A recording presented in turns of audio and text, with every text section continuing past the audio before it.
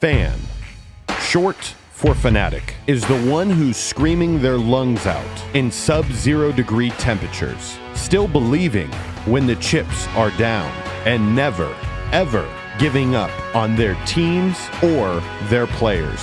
From the closest seat to the worst one, we want to meet you all. This is the American Fan.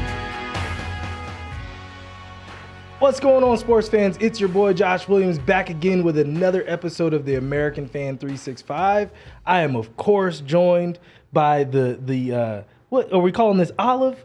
The olive rosine today? It is olive, like an olive branch. There it is. No, okay. I'm kidding. Never. Fuck everybody. You're in your army fatigue. You're in your army fatigue. I'm feeling very today. summery. It's almost 100 degrees out right now. So, I feel like I'm on a urban safari. So that was my theme today. Urban safari. Urban safari. Yeah. I love it.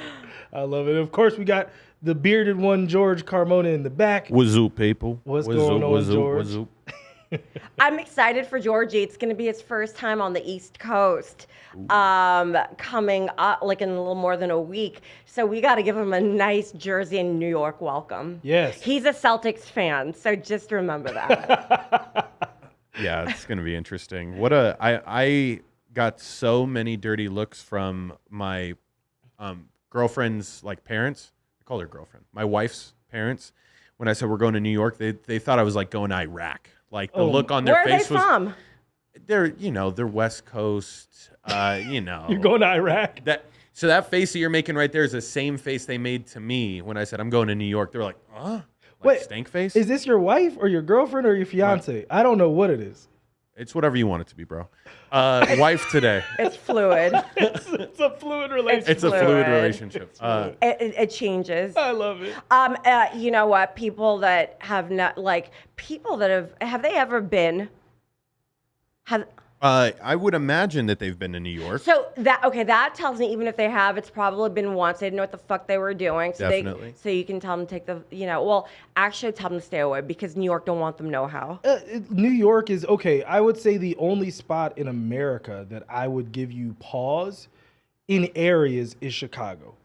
It's literally a war zone there. I have friends in Chicago. When I go to Chicago, I'm a little nervous. I love Chicago. I've never had an issue in downtown. Chicago. When you start going into the west side, the east side, you start going to the sides. I dated a guy that had a cat that didn't love sports at all. That was from Joliet, Illinois. Not Joliet. Joliet. Let me.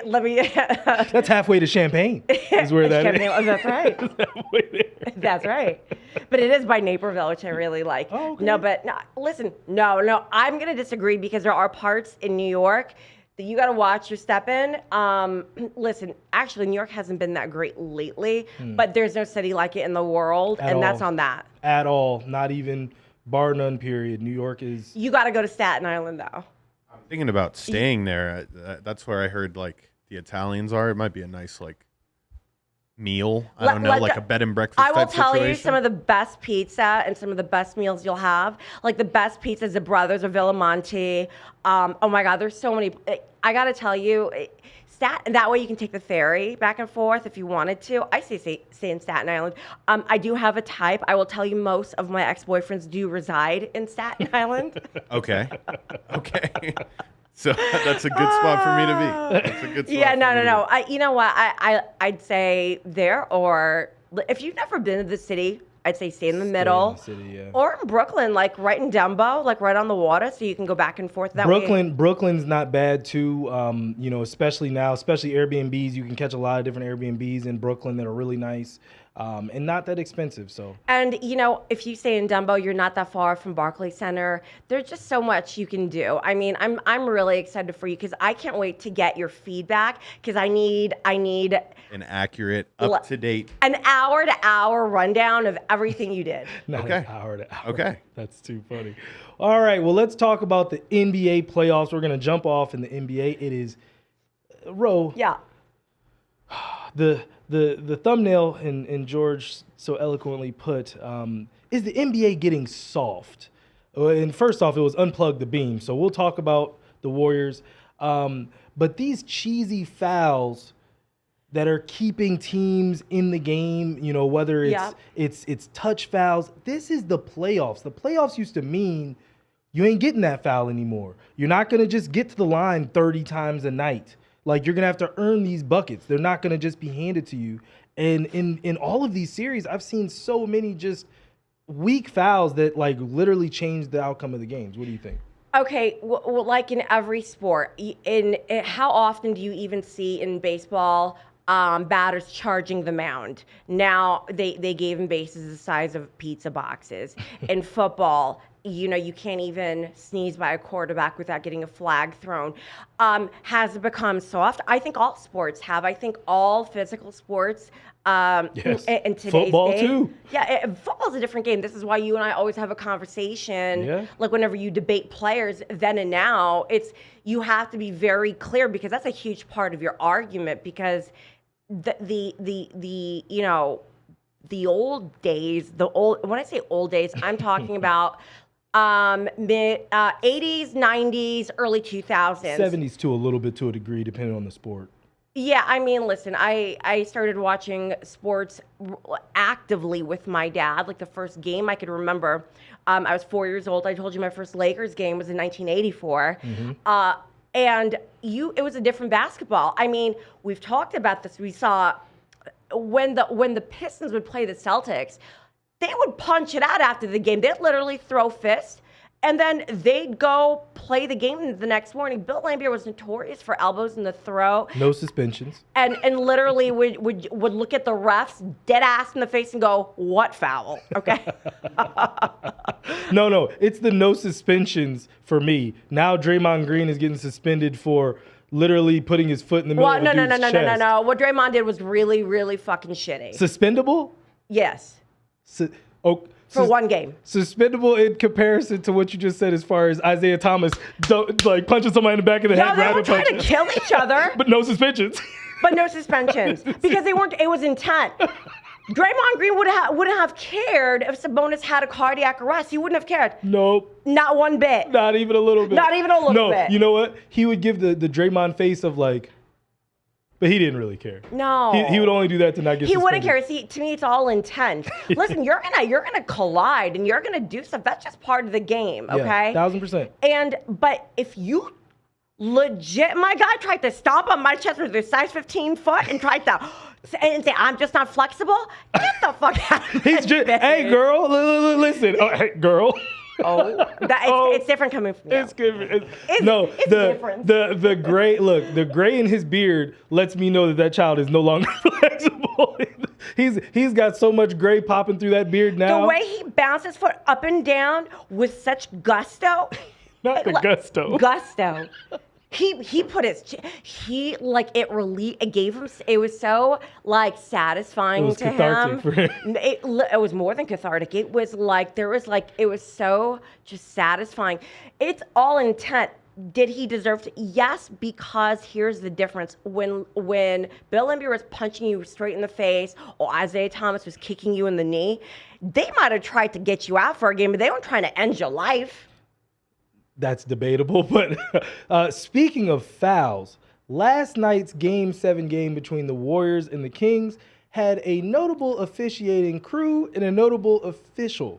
Mr. Scott Foster, he is an alum of Magruder High School where my brothers went. They went to high school together. Yeah. They did? Yeah, I've known Scott Foster since Scott Foster was like 15. When he was Scott Fister? Maybe so. Look, listen, we have to get to the point now where if you see Scott Foster, you need to know the fix is in for one team.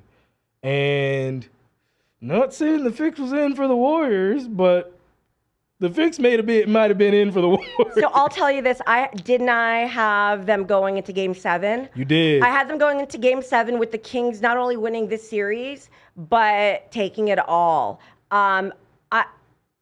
The minute I saw I read about the officiating change on my Google alert or my ESPN alert, I was like, oh, fuck. I didn't even... Like, you literally can bet, but see, it literally only comes down to which way do they want it to go. But if I see him, I know whichever way they want it to go. It's very clearly one team. Oh, 1,000%. You know, once we get to halftime, you know basically which way these calls are going to roll. You can look up player interviews about them, and they're like, we never knew which way. They didn't even know, but they knew it was going one way. 1,000%. Ro, who was your MVP of last night's game for the Warriors? Oh, it was hands down Steph. I mean, 50 points, 8 rebounds.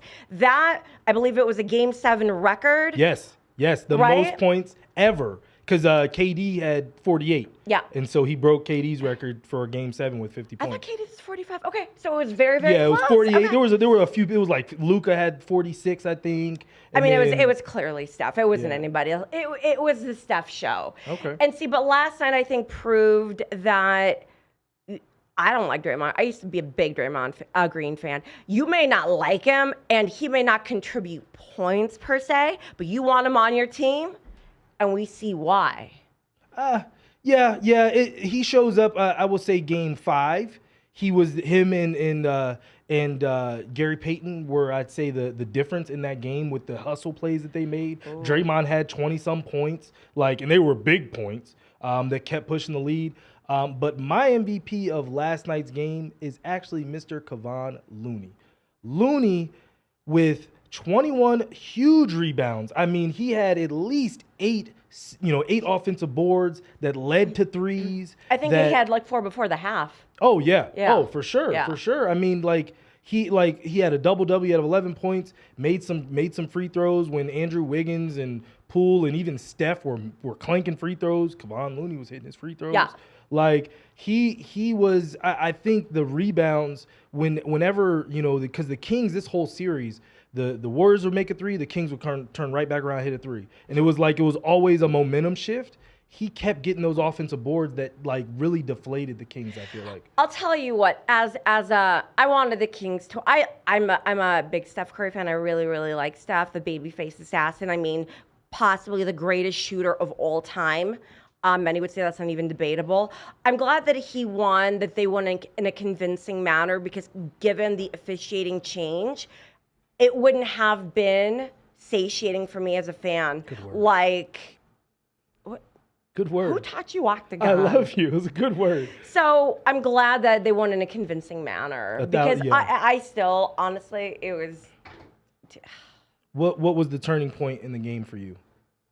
If you could pick out one point.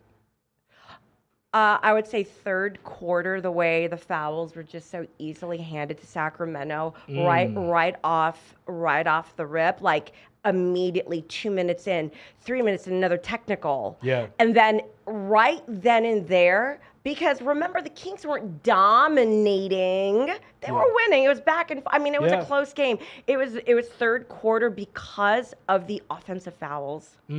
Okay, all right. George actually has a clip for me.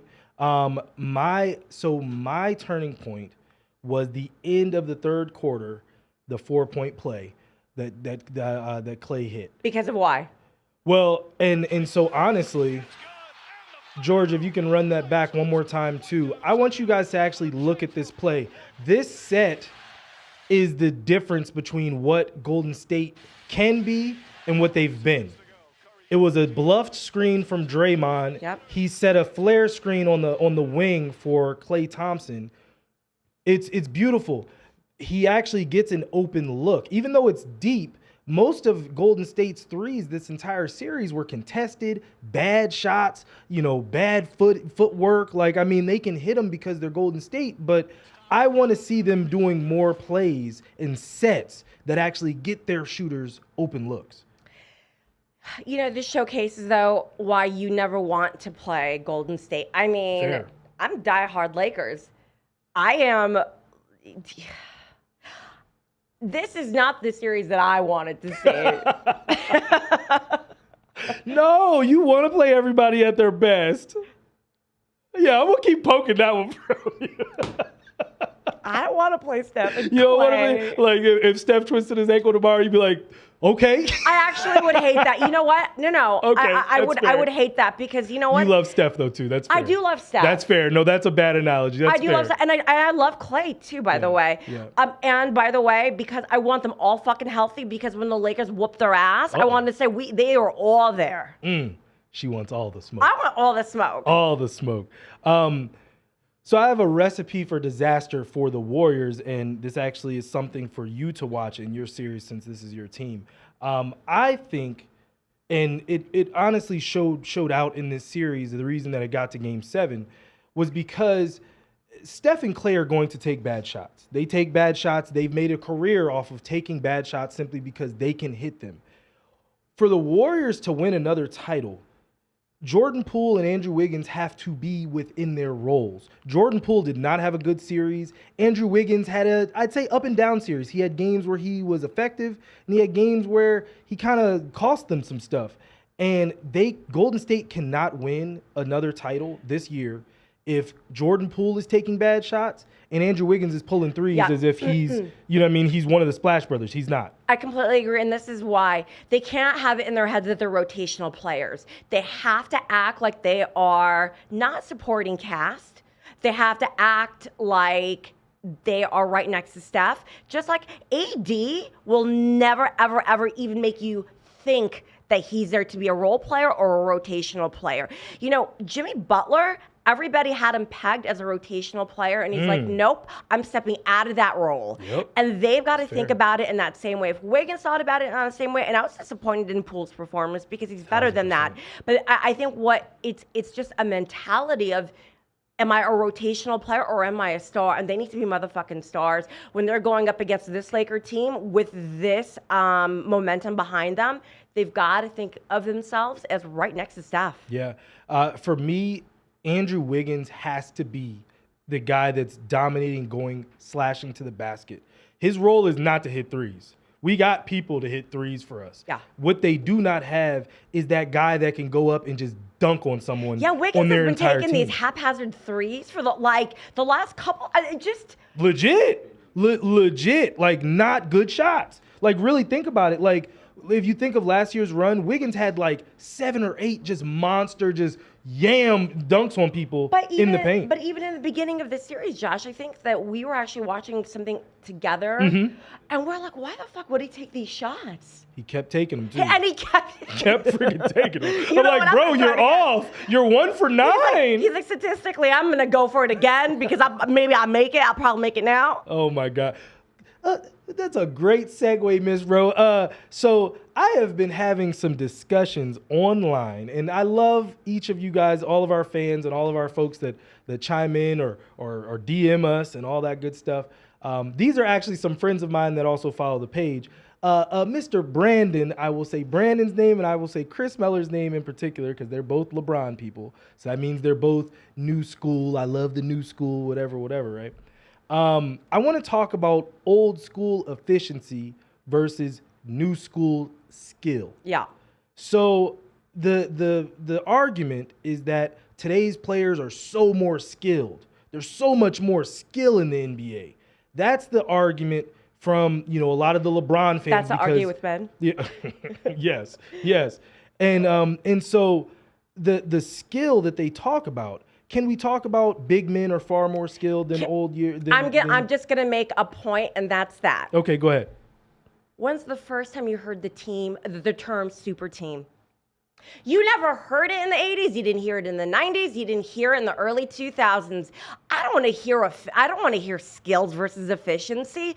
You had coaches like Pat Riley, Phil Jackson, take very skilled men, had them play their position, just their position, and made them superstars, made them the teams that these new super teams try to emulate. You never heard of the term super team until, I don't know, when LeBron took his talents to South Beach. Boston too, the Celtics.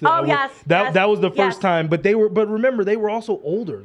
That Celtic team wasn't brand new. But that's why. That's why, like a couple of years ago when they tried to put Melo and they brought Russ in I was like, you guys, like the median age, I was like 42. What are we doing now? The median age is 42? Like Melo's braids are all they're grown out. You need to braid them again. I got grays in my braids. He looked like Meek Mill in the first video. Like they're all like freaking hate. But listen, and that's it. So that's it. They're not more skilled. In fact, I would argue not only are they not as skilled, and I'm not saying all because you have anomalies. Like Steph Curry, you have anomalies I know some people are going to disagree with me, like KD, because KD is one of the best to do it. Skilled, very skilled. LeBron, and I don't care what people Skilled. say. However, everybody, okay. Listen, there's no load management back then. Not at all. 82 if you can play. If you can play, we're playing. What are we talking about? So when Julius Randle's at a sprained ankle, like, I'm not laughing because I'm happy he's hurt, but I've never... Kobe saying 60 with a ruptured Achilles and nobody knew it. MJ won... With the flu. A playoff game in the finals. Against? The Utah Jazz. So the toughest team that Utah's ever had, by the way, I would say at that point, that was John Stockton led. So I don't want to hear nothing about these players are more skilled. Maybe they're as skilled, but who's tougher and who were better players that knew their roles and let their bullshit get in the way.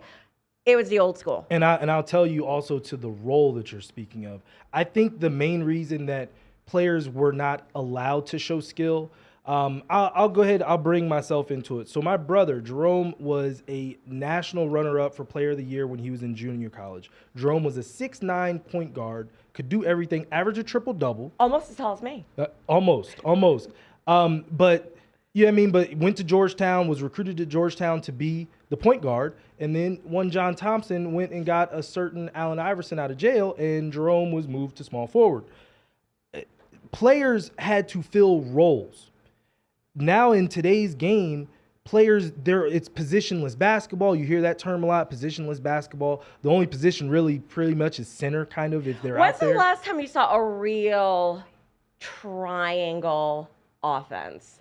You don't see sets. That's why, when you go back to what we were talking about before, that play was beautiful. It was the end of the quarter.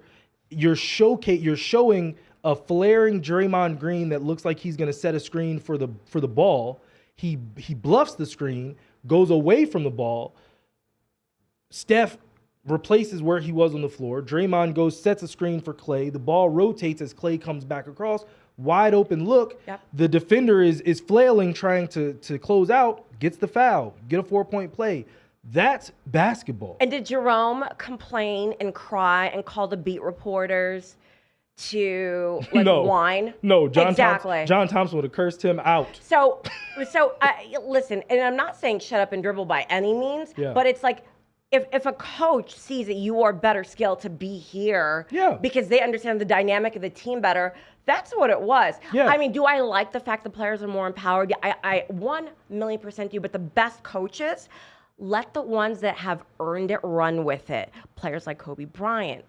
Steph and Klay. Like Mark Jackson built a whole offense around their shooting because he was like, this is what we got. Like Luka, but that's in danger, I feel like. But, I mean, but we're seeing when coaches recognize who you are and what you do and when you do it best, and I'm going to give you one player that's exemplified this for me 1,000% is James Harden. Look how he's doing with the Sixers right now. I feel like I'm watching OKC Harden. A little bit, yeah. He's definitely started to come back into his own for sure. Yeah, because for sure. Because I think when your coach empowers you, but this is what's made Bill Belichick really successful with his run. The running joke was he can get a cashier at Walmart and make him a running back, right? You can say, yeah, he had Tom Brady, but they had each other. But everybody had their role to play, and that's what you did. Yes. And being a role player isn't a bad thing. It's not a bad thing. I don't. Robert Horry was a role player, got 7 rings. God. Robert Horry was such a big part. And James Worthy was a role player. Yes. AC Green was a role player. I'm referring to mostly Lakers because it's just, I remember that the most vividly. But Derek Fisher, I think of, they didn't mind being called that because the team knew what they contributed. They knew what they contributed. So if you're confident enough in yourself, you don't give a fuck. Yep. All right, Ro, let's quickly run through the second round of the NBA playoffs. Game 1, Sixers versus the Celtics is tonight in Boston. George is in the back. Who do you have winning this series, Ro, and why? I have the Sixers in 6. Okay. All right. I'll leave Jinx. George. I'll leave George for last. I have the Sixers in 6. I do. And Get out of my head. I'll let George go because I know he's gonna come with the fury and anger. Yeah, it's so fitting you guys choose to wear green today. It's, lovely for you guys to say, oh yeah, Sixers in Sixers green. in 6. Yeah, in green. This is Olive. It's okay. Olive. Hey, I'm the type of guy that, after you see what takes place tonight, all right? Okay. I am Joel Embiid's been playing really hard. I really hope he stays healthy, but this is usually the time where it's like Joel Embiid rolls an ankle or something and it completely derails the Sixers. But I'll be, God willing, at Game 6 in Philly, which leads me to when I was telling you guys earlier that I was going to New York and they gave me the stank face, I was like, do you know I'm going to be wearing green in Philadelphia Game 6? Can I tell you how much respect though?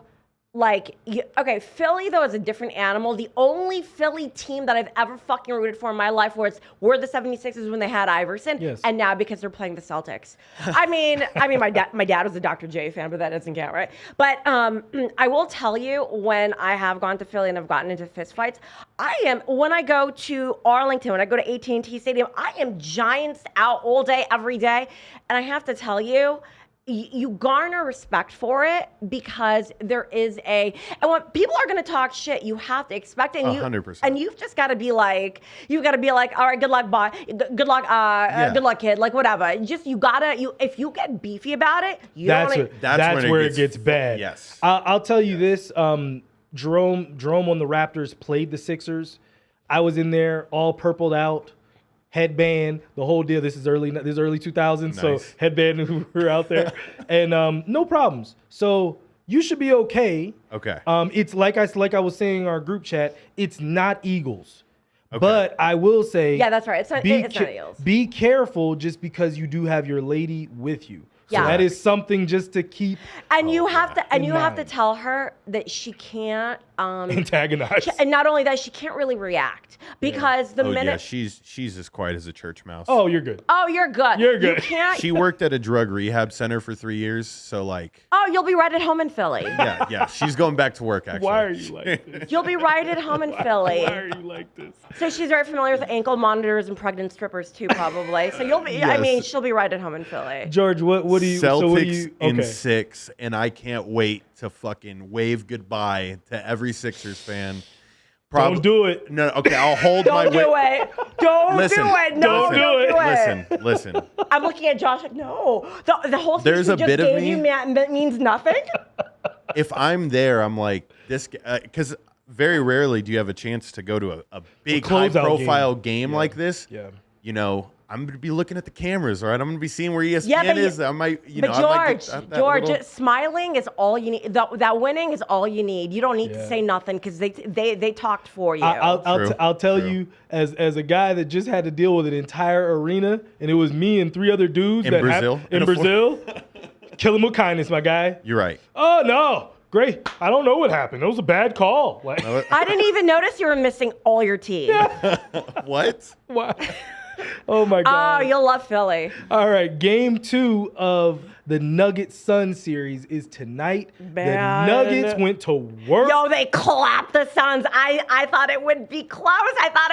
They clapped. Oh, my goodness. What do you think the Suns are able to bounce back and steal one tonight? They better. And I'm going to tell you why. Because tonight, if they don't, the momentum you lose. I was saying, who would be scared of the Denver Nuggets? I am so surprised, and they're winning quietly, and they are avenging everybody that's ever talked shit, like people like me, by just winning. Not even close games. I'm gonna tell you this just because of who's on the Suns. You can't ever discount them.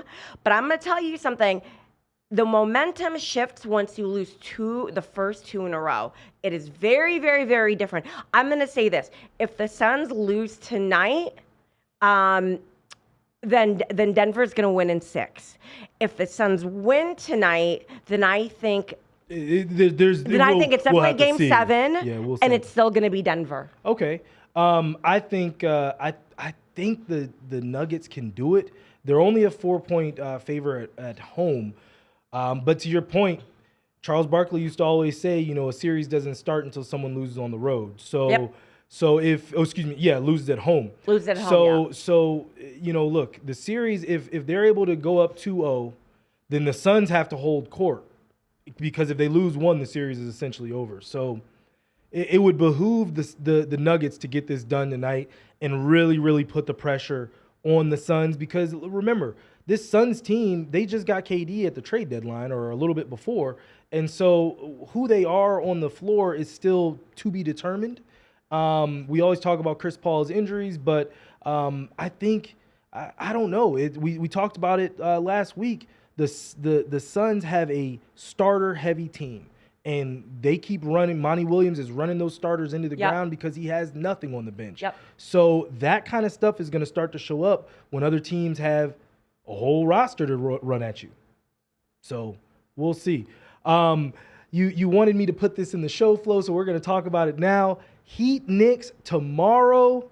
Game 2 at the Garden. The Heat were able to get it done in Game 1 in a big way. I will say we will have to see how Jimmy Butler's ankle is, because Jimmy Butler is the Heat right now. He's on a D Wade 06 run right now. It's the Miami Butlers. It's the Miami Butlers for sure, and they're cleaning the rooms. Listen, MJ's son needs to get that ankle good. Okay. Wait, George, did you know about? I didn't know. MJ's son. I had to show her. Josh actually told me, and I feel like I'm the last one on the planet to know this. But anyways, so supposedly Jimmy Buckets is MJ's son. But anyways, I will tell you that if there's no Jimmy, there is no Heat winning, not beating this Knicks team. Okay. No. But Julius Randle with his soft ass too. He has a sprained ankle. So we got 2 sprained ankles in this game. Yeah, but Jimmy still played. Jimmy still came back and played. Yes, he did. But I will tell you, I am not. The shit that I get for this is I am not a Knicks fan. You're a Laker fan. That's okay. I will tell you why. I don't like the Knicks fan base because you all know how you act. And I'm worried for New York because you're going to burn the city down. I'm worried for my city. I'm worried for the tri-state area. No, actually, not Connecticut. Nobody cares about them. But it's like I'm worried for everybody else. And they're the Cowboys fan base of the NBA, like, period. The Lakers are much better, by the way. But I don't like the Knicks, okay? I think Julius Randle is a fraud. I do. I said it. And I said, don't you remember a year and a half ago, we were having a conversation. I said, the playoffs always expose frauds. Yeah, okay? and Julius looked horrible last year. He Awful. did. But we talked about it too. I think the Brunson signing allowed him to just be himself. Because in the playoffs, it took pressure off of them. 1,000%. Yeah. In the playoffs, your stars have to be your stars. And last year's playoffs, he was the star, and it was like, go win us the game. I'm just glad that Donovan Mitchell didn't go to the Knicks.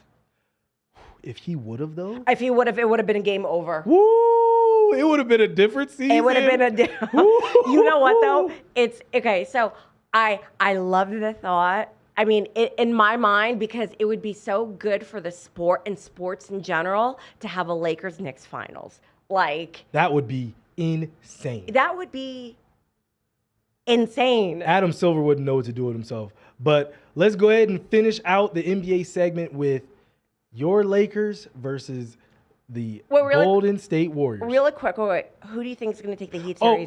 Sorry, yes. Knicks in 6 in Miami. Close them out in Miami. Georgie, what do you think? I got Knicks in 5. Ooh, 4 straight. Yeah, I think the Heat will have met their match here. It was a feel-out game, and New York's a very tough defensive team, and I think they were like a little lackadaisical. I think they felt the pressure now. And now it's time to turn it up. Okay. Because the Heat, unlike the Cavaliers, they hit shots. The Cavaliers, they were very fortunate to play such a crappy team. But yeah, I want to say Knicks in 5, and I'll be there too. I have Knicks in 6. Yes, you do. Yes, you do, I have Knicks Rosine. in 6 because I'm taking my bias out of it. I have Knicks All in right. 6. I think they're gonna. Yeah. All right, let's finish it up. Lakers versus the Warriors. Why did you slump in your chair? Nope. I don't want to play though. Well, look, I talked about it last time. Steve Kerr is now 23-2 in all of his playoff series as an NBA coach. His only 2 losses are in the finals. So I leave that and let you go ahead and give your analysis. I think that LeBron wants it, and he's understanding that his legacy, especially after how he performed last year, and everybody's saying that the bubble was a fluke. I think right now it is so important for LeBron. Oh my God, that's really, I didn't even think of it in those terms. So I got the Lakers in 6. In 6, okay. I'm gonna jump off of what you just said. And I've talked to, this is always kind of my argument in terms of Jordan versus Kobe. Just not Jordan, Kobe, Jordan versus LeBron. LeBron's era, if you really think of what LeBron's era was, it was 2011 until I'd say probably 2018-ish in there. In that period, that era was owned by Steph Curry.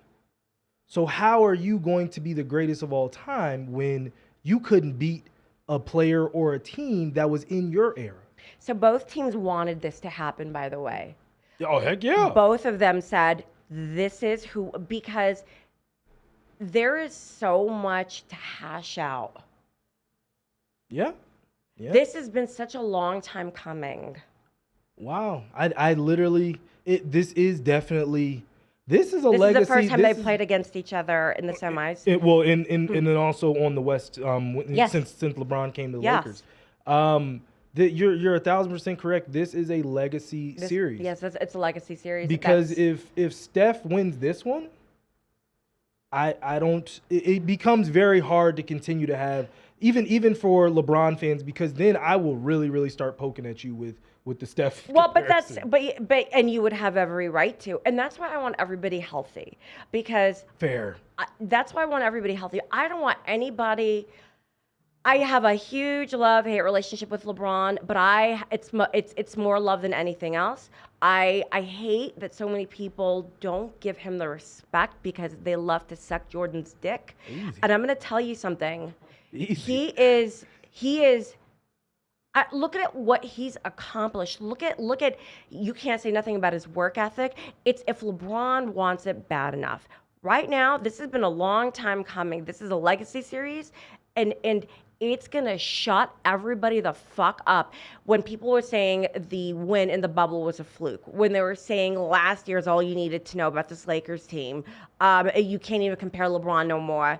This shuts everybody up, and LeBron knows that. That's profound. And you said Lakers in 6. I got Lakers in 6. I'm gonna say Warriors in 6. And it's really gonna come down to game 1. If the Warriors come out off of a game 7 and win game 1, I'm gonna say Warriors in 5. Because Warriors did also get home court back now, so now they're the top Yes. seed in this matchup, so they have home court advantage. Game 5 would be in Golden State. I'm actually going to take it back. I'm going to say Lakers in 7.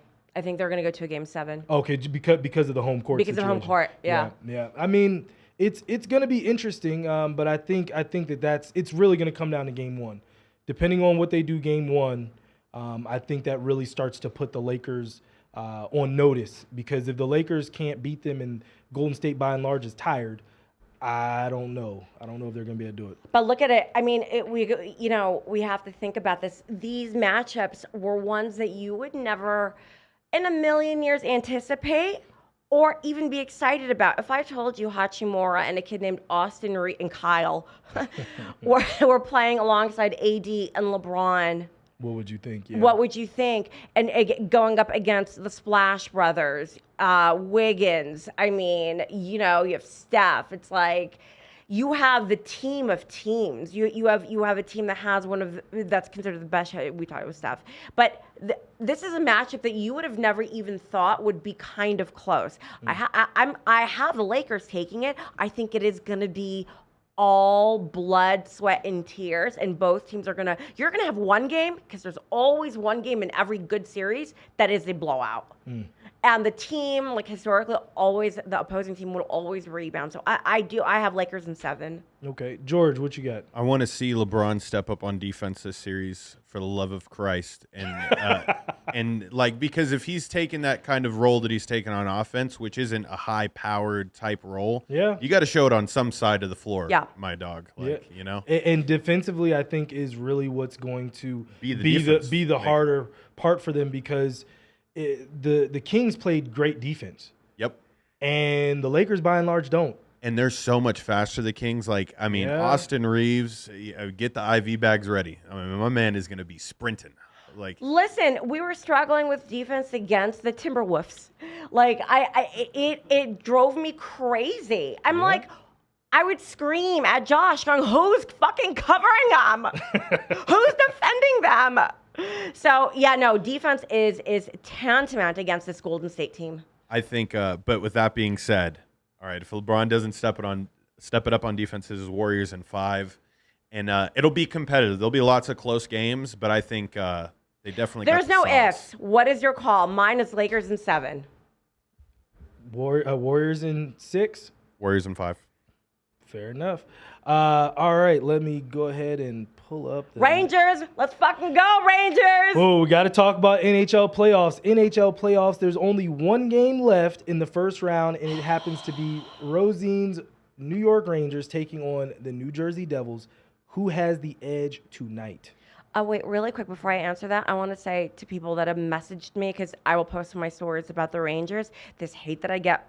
You went to Knights games. Yeah, no, I have. I've gone to a few Knights games, and I like them. And if the Rangers weren't in it, I'd love to see the Knights take it, okay? They are not my team. The Rangers are my team. So that's that. The Rangers have to fucking win tonight. They've got, I'm going to tell you, Staten Island might drown, might go underwater and collapse tonight.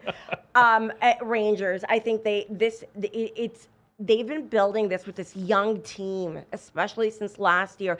And now with Kane, you have Panarin stepping up more than ever. Yeah. I've got Rangers. Panarin and Patrick Kane, former Blackhawks, former Stanley Cup champions. That is where your bread is buttered for sure. But I think the edge goes to the Rangers simply because of Igor Shesterkin.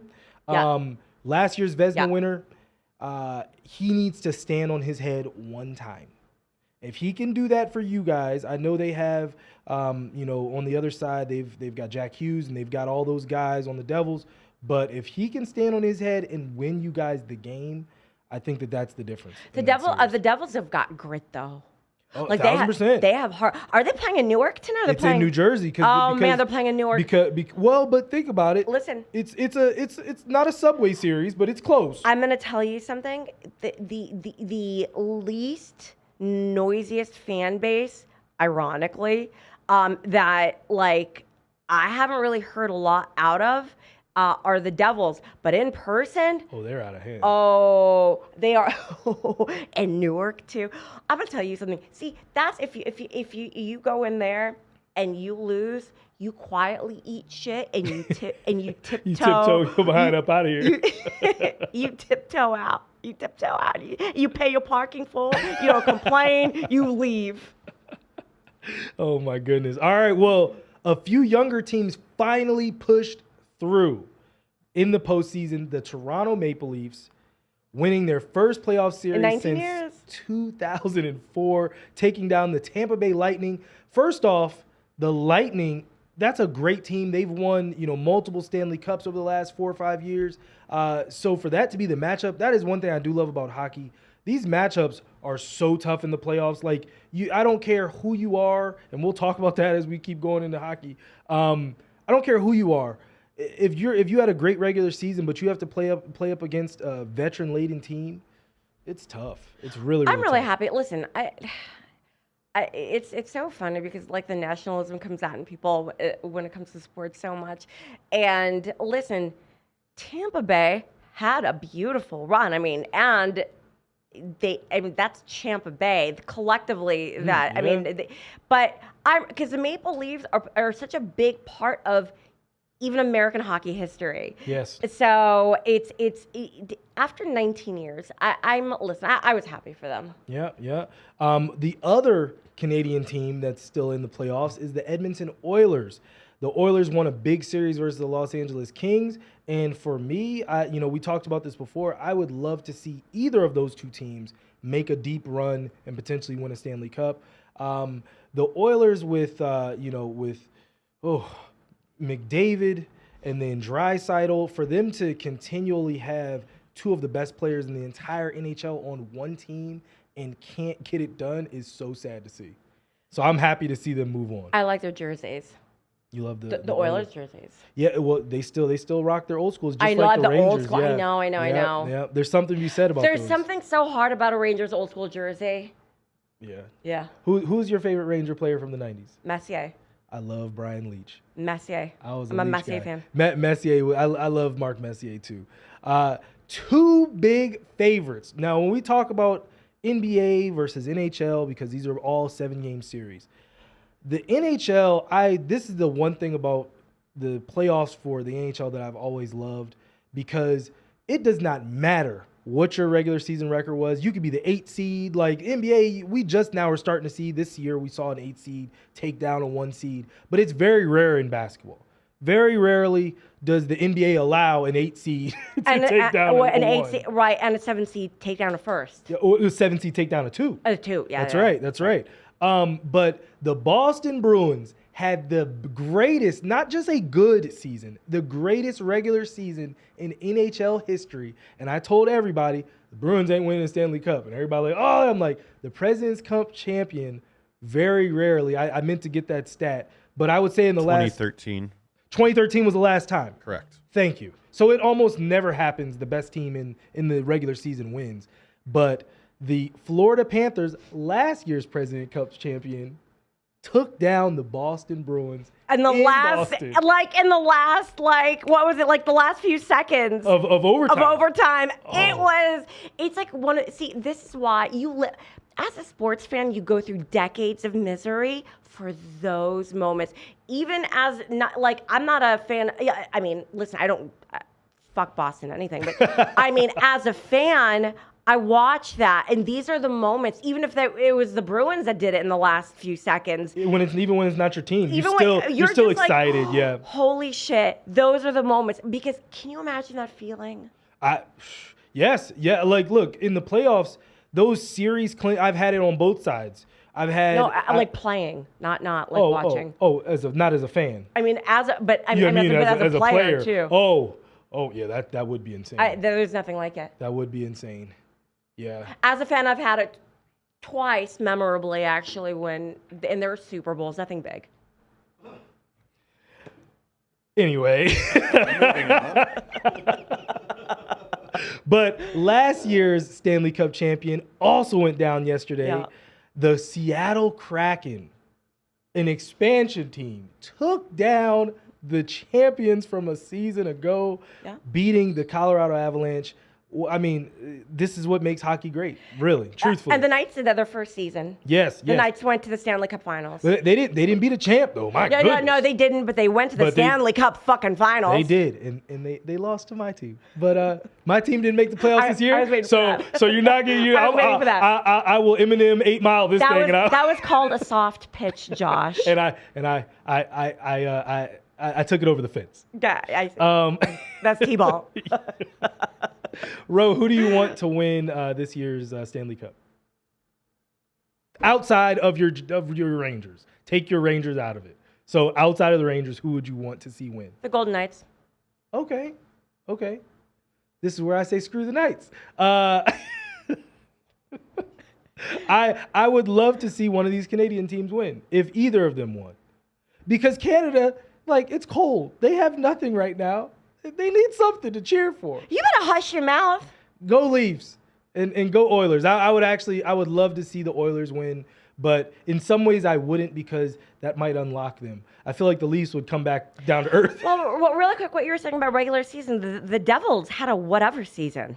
No, they had a good season. Oh, that's right. No, No. that's right. And they got blown out the first 2 games. That's right. I was thinking about that. Devils, because the Devils were, I think, second in our division. I had it. And then the Rangers were third. And then the Rangers whooped them the first 2 games, Yes. but then we got whooped. Right. Didn't matter. Moving on, we're gonna finish off the show with some NFL draft. First off, the Philadelphia Eagles, who we both loathe, are collecting Georgia Infinity Stones like I couldn't even discuss or believe. This is getting out of hand. They pick up, what was it, Jalen Carter? Yep. Jalen Carter in the first round. Who did they pick up at the back end of the first round, George? That other Keeley. stud. No. In the because remember they had their pick at the 30th pick, I think it was, and it was the other pass rusher. Yeah. Hold on. You put me on the spot. No. You're good. I'll fill it. All I know is their front office did an impeccable job. Like on face value, insane. And I'm gonna say this. I know it's not gonna go awful, but I don't really give a Nolan shit. Smith. Thank you. I'm going to say this. I think the Jalen Carter thing, I'm going to tell you why I'm happy about it. There's a lot of bad juju with that.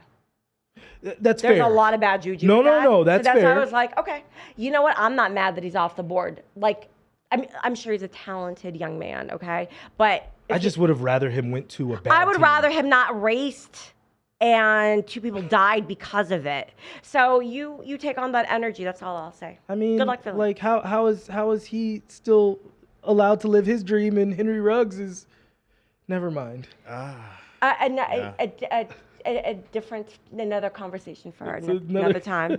We're just Don't be rational. just We irrational up in here. Yeah, just collective outrage. Just sometimes there's outrage, sometimes there's not. Are you gonna tell me to go get you coffee right now? No, never. I'd get it for you. Water. Oh. I'd get it for you. What was that? Water. Sparkling Water. Sparkling water. Right Sparkling now. waters. Right now. I'm like, if you don't get your punk ass out of my face. But not only them. Let's talk about some of the people that fell. We can talk about our collective teams as well because I know George has some thoughts on his team and I know Rosine has some thoughts on hers. For me, it really doesn't matter. We're gonna be trash either way. Don't say that. Will Levis. Oh God. Fell, or did teams get wind of his banana eating clout chasing? Okay, this is what I'm gonna say. Everybody was like, our friend Z in New Jersey. Him and I were messaging. We're like, he's like, God, given the quarterback hungry market, I'm like, he's like, there's something we don't know. I'm like, well, there has to be. We find out. Because what they do before you are drafted, they find out everything about you. They find out what you're like, what people think of you, what you've done in the community, good or bad, which also now with the Jalen Carter thing. But now we see, so crybaby Will Levis's ass decides not to attend day 2 of the draft because he wasn't chosen in the first round. What an entitled little prick you are. A little bit, yeah. You know what? And this is why it pisses me off. Your peers have been working for this week, for these days, almost their whole lives. You've just disrespected everybody in the room that's worked their ass off and showed your entitlement because you're like, I didn't get picked first round. I'm going to go. What round was Tom Brady selected? I want 6th. And to your point, once we got to a certain point in the draft, where was he even gonna go? Like there wasn't really any teams that even needed him at that point. But that was what was wrong. That's why he didn't go. People knew these teams knew of a very deep character flaw within this kid. Yeah. George, you had something? Oh, no, on Levis? Yeah. Will Levi jeans? Yeah. The bongo jeans. I mean, there was no solid quarterbacks in the draft this year that I was like drooling over, and for him to Anthony Richardson, hey, I think Anthony Richardson. Like, how do you get geeked out over a fake tweet saying that you're gonna actually go in the first round? Like you should know where you're standing. I'll tell you why. This is the problem with having a combine when you have people that have been like doing sports analysis for 15 minutes, going, look how big and strong this white boy is. He throws the ball fast. He throws it almost as fast as Josh Allen. Draft him. Mama said, I'm the best quarterback here. Like, oh, my God. You don't think Anthony Richardson is something to be excited about? I didn't think any of them were, at this moment in time, like, going to change, right? And I mean, people are saying the same thing about Caleb Williams. Like Caleb Williams should be that guy next year, but I don't know. This is why me personally hate the draft. Like I just don't know what the true ramifications are till about year 2. Yeah, when half these players start playing anyways. No, that's fair. And college, we talk about this a lot. It's a different playing field. 2 words for you, Johnny Manziel, right? Especially with quarterbacks. Especially with quarterbacks. So I get where George is coming from with that because you never know. Yeah, and look, and we talked about a couple weeks ago in terms of elite quarterbacks from an elite school versus elite quarterbacks from a small school, and those windows when you get to the NFL, those windows get from here to here. I have a controversial question for both of you, and I don't want a long answer. I want yes or no. Okay. All right, go ahead. Is Lamar Jackson an elite quarterback? Yes. Yes. With concessions. No. No long answers, Josh. She's going to give a long answer now, but no. What about you? Yes or no? Okay. No, you have no. No. And that's the concessions. If you mean like as a quarterback, I have not seen it, not from a consistent standpoint. But as an all-around weapon and player, yes, he is elite. He does something that no one else in the league can do. But in terms of throwing the ball and being on the money but he also hasn't had weapons. So it's like he's a hard case. As of now, he is not. Fair, and I won't even disagree. Finally, before we move on to our team. So you change your answer to no? No, it's yes with concessions. I'll go get your sparkling waters now. All right. Some players really did drop in the NFL draft outside of Will Levis that we talked about, but some Georgia studs, both tight end Darnell Washington and Keely Ringo fell into day 2 and 3. So, and again, Keely Ringo went to the Eagles. So the Eagles got another 6'2", 4'3", person. You have no idea the bad juju they have. Let them have whomever right now. I think one thing I will say about those Georgia players, there has to be something, because to Rose's point, when they do their research, and for those 2 players, for everyone to look at them like, I don't see anything wrong. Why aren't they going in the first or second round? For them to drop that far, there's got to be something else. There's a fly. There's a fly. Mount Kiper even had one of them going in the first round. Yes. So I was like, Darnell was the number 1 best available hours. Well, I think hours, right? Literally like best available. Even right according to Progressive Insurance, he was the best available. Like. No, but when Mel Kiper got tired, like they'd have Petco giving you best available. They go deep. See, Philly, they're scumbags. They don't care. So they're the anomaly. But everybody else, this is why the Giants, like a lot of people, Giants are very, very, very big with character. Like with Plaxico, they didn't give him a shot after that, which, I mean... He gave himself a shot. He gave himself a shot. Zing! It was too open. But OBJ, I mean, there's a character issue with him as well. That's fair. So they really, the Maras especially, are very, they want to exemplify the best.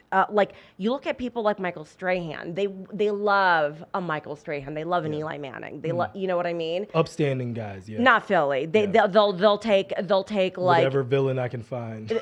They're like, how long has he been in isolation? How long? He was in juvie. He'll be all right. He's been solitude for 4 months. We'll take him. All right, George. Go ahead and give me your draft grade for your team. My team gets a B-. We didn't pick up a tight end, which Darnell Washington would have been a nice little piece for us.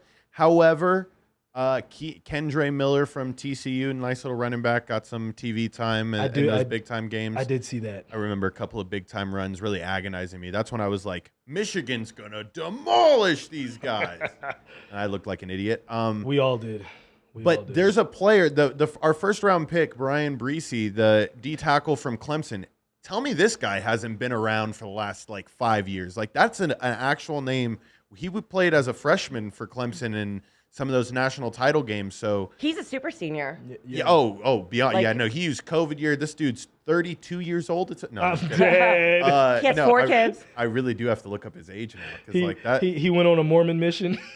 Bro, can you imagine? You know, we didn't pick up any players from BYU this year, so It's always good. That's good. you know. But the next Taysom Hill is somewhere out there.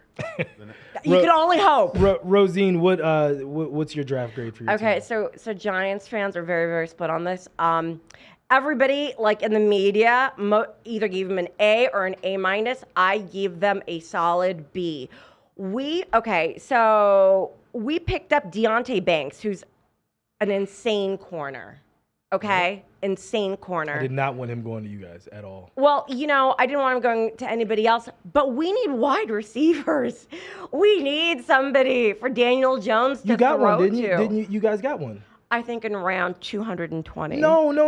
I thought No, you got. second round we got a center. Okay. Third round. Hold on. I'll pull it up. Give me a sec. Go. You can keep talking. My fault. So I was just gonna say, listen, I like the individuals that we picked up, these gentlemen, because they're great. They're gonna So the second, I was more happy with the center pick because we need offensive help, and for me, our focus should have been all offense. Okay. Yeah, you guys got Jalen Hyatt from Tennessee. What round? Third round. Third round, okay. So- top of third round, he was the 7th wide receiver, 83 grade, 6 feet, pretty fast. Listen, at least we got something offensive Yeah. in the second round.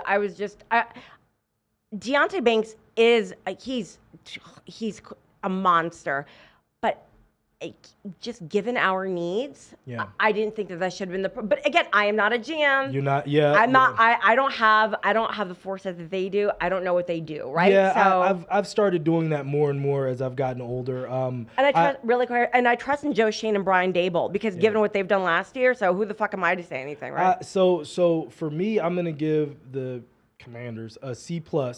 I loved the Emmanuel Forbes cornerback pick. Big cornerback, 4.3 speed, but also led set a college football record for return touchdowns off of his interceptions. And my thing was, we had Christian Gonzalez staring us in the face. So for them to make the call, because Christian Gonzalez went to the Patriots right after our pick, and I was like, So I think you texted me. Yeah. And so, but we had him staring us in the face. So for them to have the choice, we literally had 3 people on the board that, we actually could have taken. Deontay Banks was another one if we traded back. For them to go with Emmanuel Forbes, I think they really loved that pick. So I was cool with that. But in the second round, for the love of God, we took a safety. And I'm like, bro, how many times are we going to draft a safety in the last four drafts? They didn't get a water boy. We got 75 safeties on the Washington Commanders roster as we speak. So Don't you remember when the Patriots loaded up with 7 tight ends that one year? Yes. It's like, how many tight ends do we need? You're like, how many do you need? Apparently not enough. We need more. So that pick, when I wanted us to go offensive line in the second, that was why I dropped the grade, because we didn't necessarily need what was that child's name? Hold on. His name is Jartavius Martin. He sounds like a Key and Peele sketch. So that already. That's not nice. Well, I didn't say his name was. I didn't do that. That's not nice either. That's not nice either. Mama named you Jartavius. I guess I'll name you. I'll call you Jartavius. His mama called him Clyde. I'm gonna call him Clyde. But yeah, so it was a C+ for me. Okay, there you go. Yeah. What for each of you guys? What was the best pick of the draft that you were like, oh crap, or best or most surprising? I'll leave it with that caveat. I will say the Texans making the staple play of going C.J. Stroud, then trading to get Will Anderson. Yeah. That made the draft. I was like, all right, do we really need to watch the next 3 days? That was because dope. they went for it. Yeah. And that was dope. They sold out. D'Amico was stoked. I would be too. Shit, they did their dope. thing. That was dope. Davis Mills is applying for Walmart. I'm as we dead. speak. I concur with Georgie. The most surprising though was Jalen Carter. I'm surprised that he got picked up at all. Oh no, he was going to get I didn't think. kicked out. I think like until like there were certain things that were hashed. I didn't think he was gonna go at all. But again, it's Philly. But it was still surprising to me. Yeah. I think the biggest surprise was Bijan Robinson going 8 to the Atlanta Falcons. You're so right. I am so happy he went to the Falcons and not the Cowboys. Jesus Christ, I love you. Yes, 1,000%. Or the Eagles, because the Eagles picked right there, and I was like, if he goes to the Eagles, I didn't think. Listen, I'll lose I was just my worried. mind. Oh, did you hear that the Cowboys are thinking about bringing Zeke back? I did hear that. Please, and have him play center sometimes because we loved that. That was a great package. There was a lot of promise in it. There's a lot left to be desired out of that play. I will find that clip on YouTube and play and just watch that last play because it gives me so much joy. I've actually drawn it up like on a whiteboard, and I see where he was going with it. Like I see where Kellen Moore was trying to take that play. It's going to revolutionize football. But ultimately, it was McCarthy that okayed it. So, Lord. Well, we have come to the end of another episode. I will finish us off with a little bit of sad news. I know Ro doesn't like sad news, but we do have to report the news. Shaq Barrett, prayers to him and his family. His 2-year-old daughter drowned at their home tragically, and so definitely want to give a shout out to him and prayers and well wishes to that family because that's. I can't even. Tragic. My heart hurts. I mean, as a mama, I can't. Yeah, that's tough. And I didn't want to even bring that up because I know Ro gets emotional and that kind of stuff. Kids stop me dead in my tracks. Anything with kids. I know. Well, to bring it back up, let's talk about amputees next. Yes. And then maimed animals in that order. And autistic kids. That's Special Ed Olympics coming up. What is wrong? The look you give is so like the second we have just all the cameras and we can like still bring stuff up, I'm gonna be very, very excited because you give me some looks. Thank you guys, each of you out there, for continuing to support us, continue to watch our stuff. We truly do appreciate it. Also, please reach out to us. We are definitely trying to build our fan correspondence. We have a few, but looking definitely for some more in LA and in Texas and Florida. So please DM and you can DM myself, you can DM the page, or you can DM Ro. I would actually love to have some fan correspondence in the different boroughs and also in Jersey. And if you are serious about it, please let me know because having you guys contribute. It really, our show is all about fandom. It's your show too, yeah. It's your show too, and that's how we always want it to be. So if you are interested in being a fan correspondent from anywhere in the country, and you are, just tell us about yourself, who your teams are, and we will hit you back. Yes, ma'am. Well, thank you guys again. Shout out to all the fanatics out there, and make sure you like, share, subscribe to American Fan 365. And we'll see you guys next time. Bye. Fan, short for fanatic, is the one who's screaming their lungs out in sub-0 degree temperatures, still believing when the chips are down, and never, ever giving up on their teams or their players.